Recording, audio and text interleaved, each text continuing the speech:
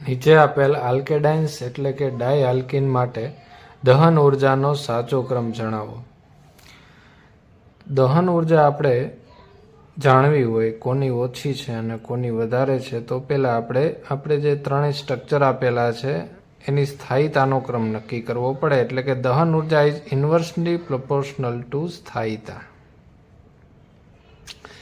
તો પહેલાં તો આપણે એ નક્કી કરશું કે ત્રણેયમાંથી કોણ વધુ સ્થાયી છે। તો જે વધુ સ્થાયી હશે એની દહન ઉર્જા ઓછી હશે અને જે ઓછો સ્થાયી હશે એની દહન ઉર્જા વધુ હશે। તો પહેલું સ્ટ્રક્ચર આપણે જોઈએ તો આમાં સીસ અને ટ્રાન્સ પ્રકારમાંથી કયા પ્રકારનો આલ્કીન બને છે એ આપણે ચેક કરી લઈએ। કારણ કે જનરલી છે એ ટ્રાન્સ પ્રકારના આલ્કીન હોય છે, ટ્રાન્સ એ વધુ સ્થાયી હોય છે અને સીસ પ્રકારનું બંધારણ છે એ ઓછું સ્થાયી હોય છે।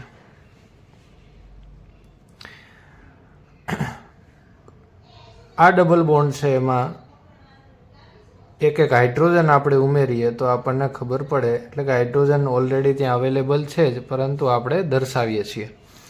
તો હાઇડ્રોજન દર્શાવીએ તો બંને હાઇડ્રોજન છે એ ટ્રાન્સ પોઝિશન ઉપર આવે છે।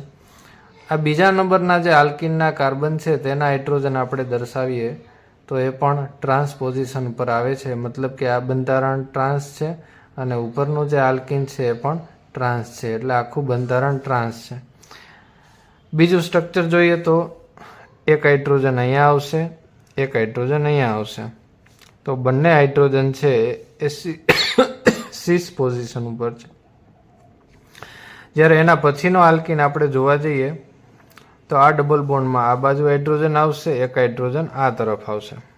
તો આ ટ્રાન્સ પોઝિશન ઉપર છે, એટલે કે આ બંધારણની અંદર એક સીસ છે અને એક ટ્રાન્સ છે।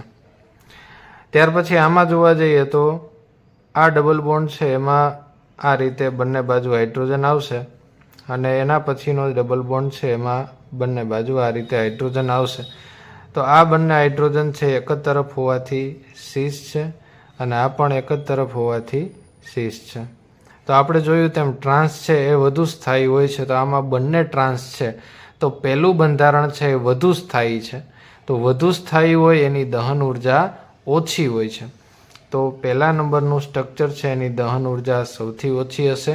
બીજામાં એક ટ્રાન્સ છે અને એક સીસ છે, એટલે બીજા નંબર ઉપર બીજું બંધારણ આવશે અને એનાથી પણ વધુ દહન ઉર્જા એ સૌથી ઓછા સ્થાયી બંધારણમાં, એટલે કે બંને સીસવાળા આલ્કીન છે એની અંદર આવશે। એટલે ત્રીજો નંબર છે એની દહન ઉર્જા સૌથી વધારે હશે।